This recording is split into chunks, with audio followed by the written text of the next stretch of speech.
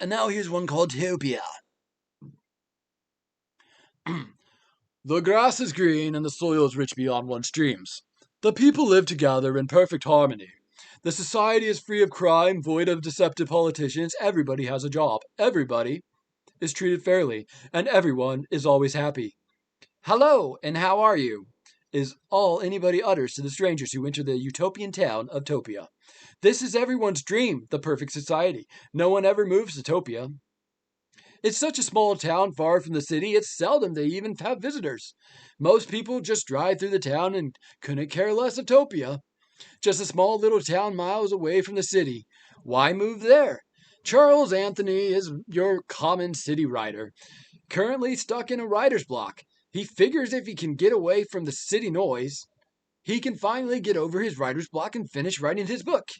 Yeah, this isn't any different. Yeah, this isn't.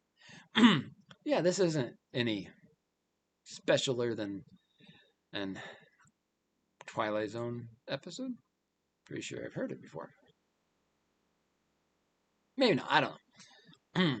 I'll start over. Charles Anthony enters the town of Topia and checks his friendly novel. The fuck? Charles Anthony enters the town of Topia and checks into the friendly motel. As he enters the room, he questions, why is this town so quiet? Oh, well, great writing environment. Charles opens his motel room door and enters the room. In the room, Charles unpacks his book, papers and laptop computer out of the black leather suitcase. He then sits at the desk next to the window. Charles ponders for a bit, then immediately conquers his block and begins to type. As he writes, he begins to think about Topia. Why are they all so nice? The clerk at the front desk was so easy to talk to. Excuse me. As was everyone I met in the hallway. I passed a maid earlier and bumped into her cart by accident. She just went on with her work. I didn't even say sorry. I bet if I went up to one of the town folk and flipped them off, all they'd do is smile and actually greet me. Confused and curious, Charles tries to get back to writing his book. After blankly staring at the pages for 10 minutes, Charles decides to explore the town. This is pathetic. All I can do is wonder about this town, these eerily nice people, and the spooky calmness of the streets. Charles gets out of his chair, turns off his laptop, and exits the room. He walks down the hotel hall, down the stairs, out the door. Outside, there are several kids playing, yet they are very silent. Charles thinks to himself, how can they play children games and not shout? In the city, I need earphones when walking past a playground. But here, the kids they aren't noisy at all.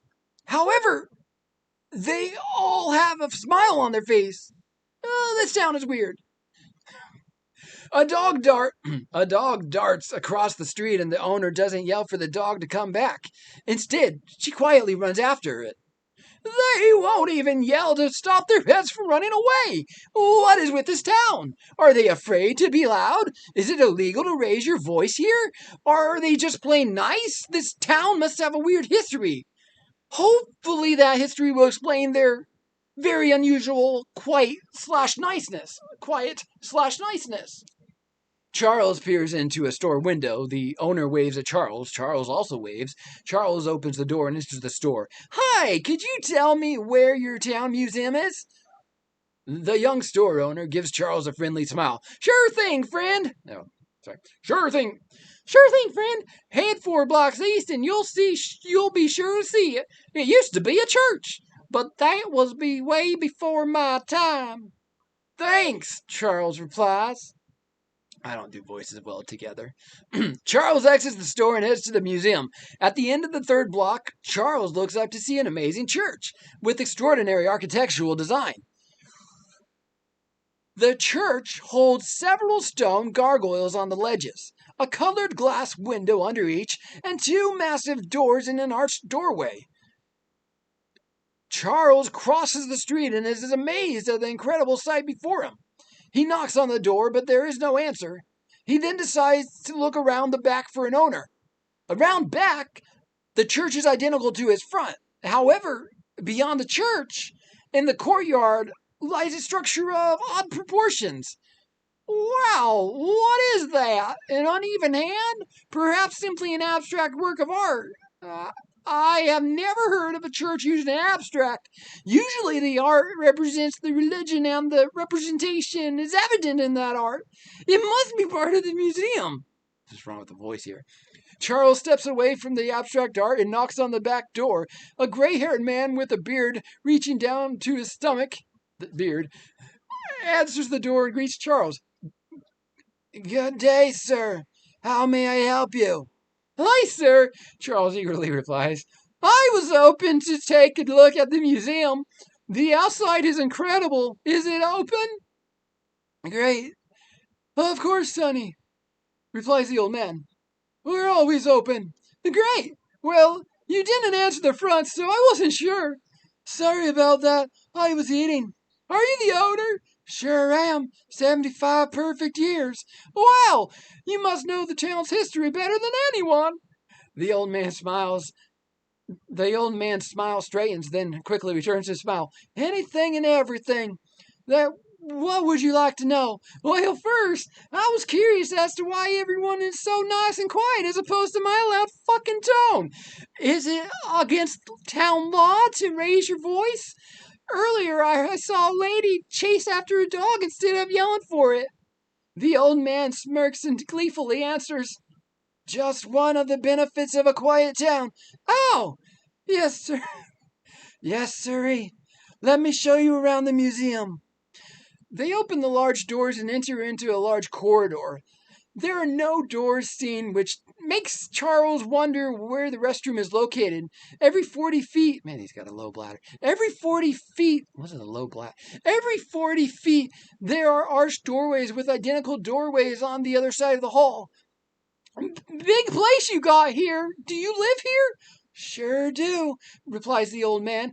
Really? But there aren't any doors. How do you have privacy?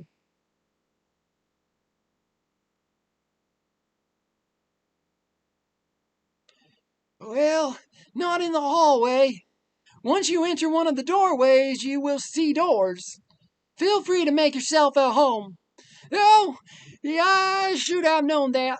Can you show me your history books? Yes, sir. Follow me. The old man leads Charles down the corridor into the third door on the right. In this room lay one book. Big book. Well, that's a big book. How many pages is it? Well, I wish I could write a book that big. I have a tough time reaching page 50. The old man smiles and lets out a little laugh. It sure is. But no, it was written by me. The first 300 were written by all the first settlers, the founders of Topia. Then every year a new 100 pages were written. That's not that hard to read. Then every year a new 100 pages were written.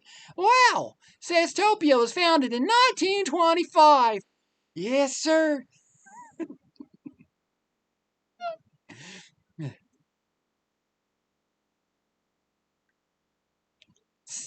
Are you one of the founders? Sure am.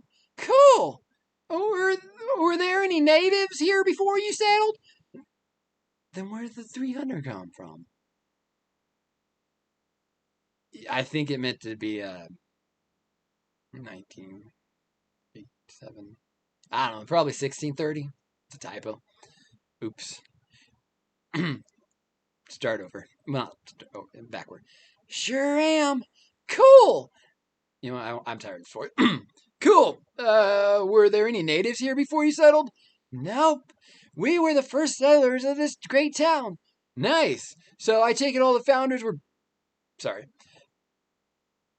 Nice. So I take it all the founders were pleasant and quiet folks? No, sir. Like any town, we've had our vagrants. No, sir. No, sir. No, sir. Like any town, we've had our vagrants, folks breaking windows and other tomfoolery. Sorry to hear that. I hadn't seen any broken windows today. Ah, that is because they changed. Who? Us, the Topians. How? How so? Well, by the end of the decade, 1930, All the evil acts stopped. Everyone became friends, and they all seemed to avoid yelling. You say they.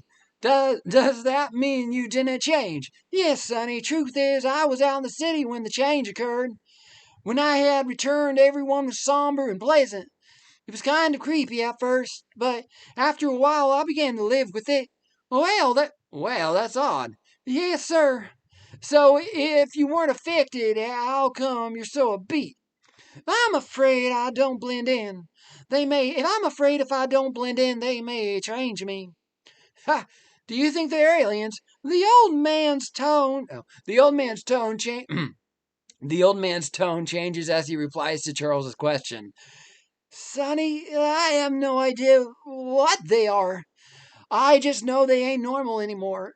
They ain't my people. I see. So I stay. Hope, I suppose. I always enjoy showing visitors the museum. Oh, so what do you have here? Artifacts from the caves and the woods, and our town's advancements throughout history. The old man claims proudly. Really? Who are the artifacts from? No idea. Several visitors have said they don't like any native civilization. That's not what they said. No idea. Several visitors have said they don't look like any native civilization they've seen. Cool. Ah, cool. Could I see them? Sure, follow me. The old man leads Charles out of the room and into the corridor. They continue to walk till they come to the fourth door on the left. Then they enter the room. Inside the room, several objects and weapons are fastened to the wall and leaning against the corners. There are also two tables in the middle of the room. So what's in all the other doors? Charles asked the old man. Nothing. They are all empty. Oh, why is that?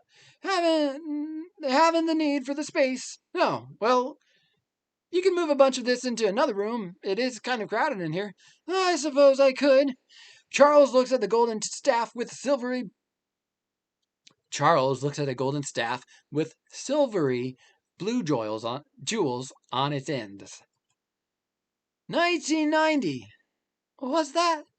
The date you marked on this is 1990. Oh, yes, I label the items according to the year I found them. Like I said, no one knows the origin of the artifacts. I see. I see. Charles walks around the room slowly, then to the table in the middle of the room. He looks at the items, then a jewel that resembles a dark blue ruby with a sticker on it, with 1930 written on it. Charles picks it up and shows the old man. What's this? Blue ruby? Yes, sir. One of the items brought back when I was in the city. Charles taps the blue ruby on the tabletop. Doesn't sound real, sounds like glass. Can you be certain? Well, I could toss it on the ground, see if it shatters. If it shatters, it's a fake ruby. Feel free.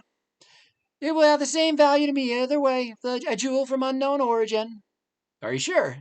Yes, Sonny, yes. I'm excited to find out if it is indeed a fake. Charles throws the ruby down. It busts on impact, sending several glass shards all over the floor. Guess it was, says Charles. Charles picks up the shards and asks the old man for something to hold the jewel shards. Do you have a plastic bag or something that could hold these? Sure do. The old man exits the old man ex the old man exits the room and returns minutes later without the baggie and a surprised expression on his face. Where's the bag? Charles asked in hopes of finding out where the old man disappeared to for so long. I couldn't find one.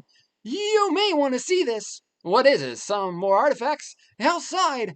I already saw the hand outside. No, Sonny, the people. The people? What about the people? They're back to normal. Normal? Yes, it's amazing. Look for yourself. The old man leads Charles down the corridor to the front door. They open the door. The children are yelling as they play. A dog runs past, and the same woman Charles saw earlier is chasing the dog and yelling for it to stop and get back to her. Charles and the old man stand shocked, frozen by the amazement. Then they see a child about to throw a brick at the museum window. The old man smiles big and yells at the child, Hey, kid, stop that. Fuck that voice up. Sometimes people's actions have a cause that can't be found by simple counseling. I could use counseling. And what are your actions? Well, I'm talking to myself. That's a good one. But I don't see how talking to someone else would help. I mean, you got me. True. Huh. Should I keep this? I mean, it didn't. Yeah, it works. And here's the end of the book.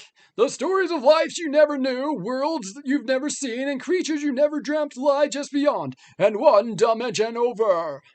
Thanks for reading One Dimension Over. Hope you enjoy the stories, and we'll come back for more. One dimension over.